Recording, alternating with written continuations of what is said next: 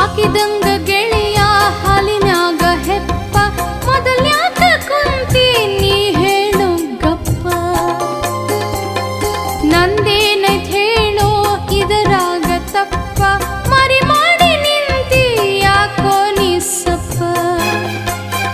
ಮಾಡಿದ ತಪ್ಪ ಮೊದಲಿಗೆ ಒಪ್ಪ